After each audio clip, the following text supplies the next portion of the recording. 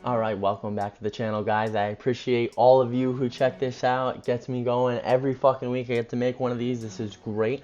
Today we're going to talk about a few things that have changed in Season 2 that you must take into account, as well as a few tips that'll help you dominate in this season of Apex Legends. Now, whether you're a veteran who grinds every single day, you're a newbie, or you're the OG, but you just haven't played in a while and you're coming back for some Season 2, there'll be some value in here for you.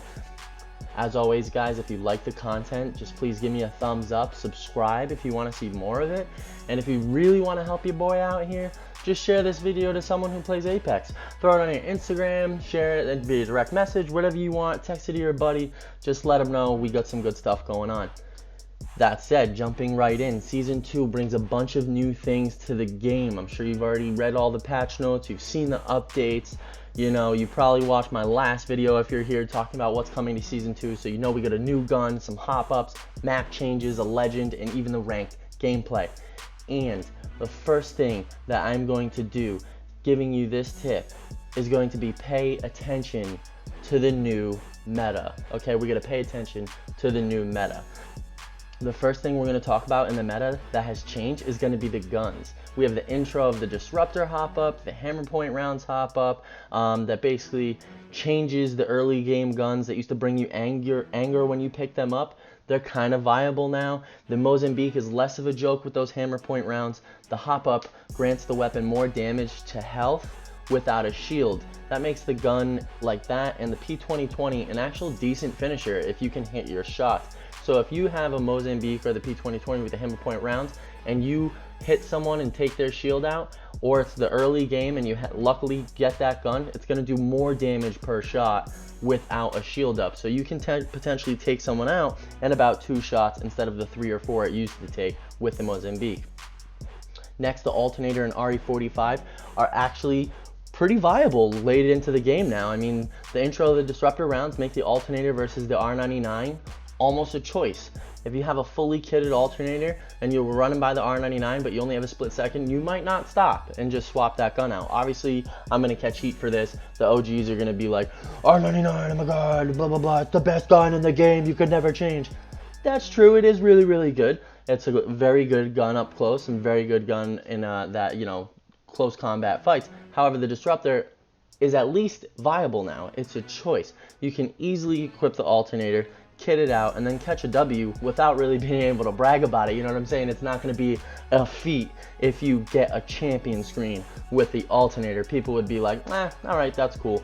They did buff the Alternator from the 12 damage per bullet up to 15 damage per bullet now as well. So if you're hitting those shots with that gun, it's going to be working well for you in the end. The new weapon that we have is going to be the L-Star. Again, part of the new meta. You can only get this weapon out of the care packages that do drop, and the best way to manipulate this gun, guys, is going to be to feather that trigger. I don't know if this was an oversight on the developer's part or if it's intentionally supposed to be in the game. However, this is the way you should be manipulating this feature in the game in order to get the best use out of this weapon. So the weapon has a huge magazine, it's over 50 rounds, and the way it works is if you hold that trigger down, shoot full auto, it's going to overheat on you. You have a cooldown period, you can dump the rest of the mag. Now, if you feather the trigger, in order to mag dump, the gun won't overheat. Other than that, the gun shreds in close range combat. The large mag lets you keep pressure on the enemies. The splash damage that the gun allows gets you good results without you landing every single shot on an enemy. Plus the bonus fact, the gun destroys doorways, so it's basically a hand cannon that you can just spray as many rounds as possible. Just don't forget to feather that trigger. Now, if you want a full breakdown on all of the changes to all of the weapons to the meta in this game, just make sure you go check out the patch notes on their website or on the Reddit page for Apex Legends. I'm not going to break all of them down for you right here. I don't want to waste your time.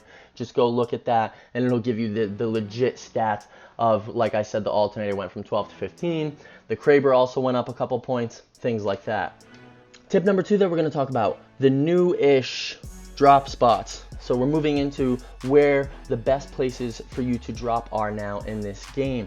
So the map has changed, obviously. The new legend, Crypto, that's coming in the future, tore down Repulsor. He hacked it, blew that tower up. The Leviathans, big dinosaurs, are now roaming around the map. They can kill you if you get stepped on.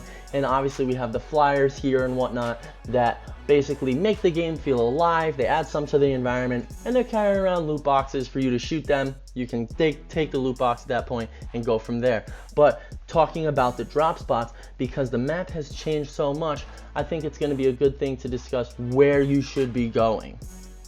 My number one is still the Repulsor Watch Tower. It has the advantage of high ground from the start of the game. It gives you good loot, and there are many escape routes to go to the next place. So right outside of Repulsor on that watchtower, I think is one of the best places to drop all of the time. Number two is going to be the cages, right where the old bridges was. It's built up now. It's a high volume drop spot from what I've seen. But again, the loot is really good, and if you and your squad can beat out the first couple teams that you encounter, you'll be in great shape to move forward. You already have the high ground.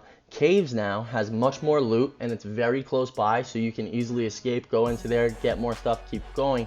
And plus, the new map structure sort of segregates you from the rest of the map, with the Leviathan hanging over you and the rocks from the cliffs that have fallen down and the rivers collapsed. It kind of puts you in a good position to, like I said, either camp out, move forward to the next place, or just keep getting in gunfights there without there being a million lines of sight on.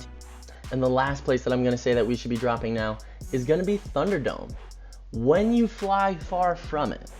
So when the dropship is flying over and it's somewhat far away from Thunderdome, I think this is a great spot because it's most likely going to be a low volume spot. You're not going to have to get into 15 gunfights in order to fight your way out of there.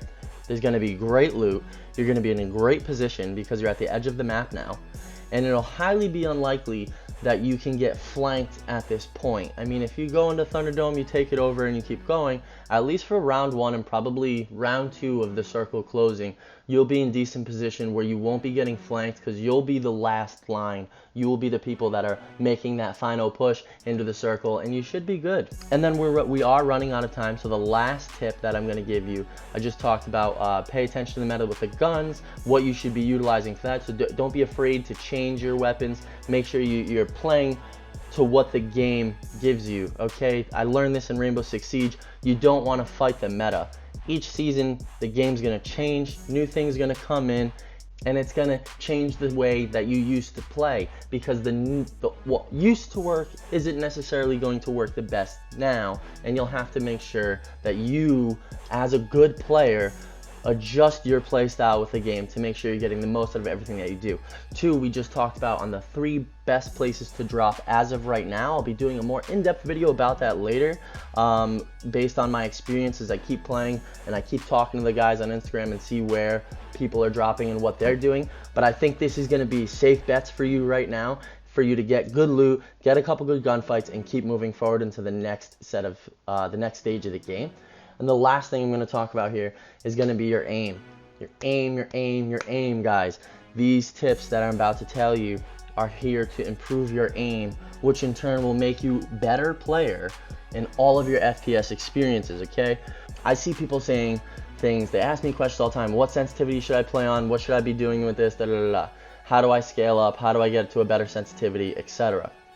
Let me just start with this. If you change your sensitivity frequently, you will not become consistently good at aiming because you are not consistently adapting to the same sensitivity that you are using. So 1, be sure to pick your sensitivity and stick with it.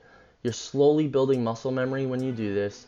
You let your body and mind become in sync so that you can make the shots without thinking. If you keep changing your sensitivity, your body is not going to adjust and you won't hit those shots. 2, take your time when you aim. I've learned this, takes me a long time to learn this, guys, and I'm getting better at it every day. You just gotta be patient with your shots. It is way better to hit 8 out of 10 shots than to hit 10 out of 30 shots. A quality of shots over a quantity of shots is what will build your confidence when you're shooting. You'll be dealing more effective damage to enemies, and it will help build your muscle memory once again for hitting those good quality shots instead of you panicking when you get into a gunfight and come around a corner and use the pray and spray method. That's not how that works. And the last thing, number 3, I cannot express this one enough. I say it to everybody all the time. It's a very simple concept, but I feel the majority of players overlook it, especially players who are good sometimes, but they're not always the best. This is why right here is when you look around, whatever your focal point is on screen that you, the player, are looking at, the character model in game should be looking directly at that focal point. The center of your screen should be aligned with the target that you are viewing. For example, if I'm walking down a hallway in game, me the player and controlling the character model walking down the hallway, I the player see a door at the end of the hallway. However, I want to look around at the writing on the walls. I must move the center of my screen from the hallway, the end of the hallway, to the walls. Okay? I don't just glance at it with my eyes and look to the right side of my screen and see it. When I look at it, the center of my screen moves to the walls, I read it, and then when I look back at the door, the center of my screen should move to the door. This will ensure that when you're aiming in a gunfight, you'll be tracing the target with the center of your screen instead of tracing it with your eyes and not executing the aim in the game.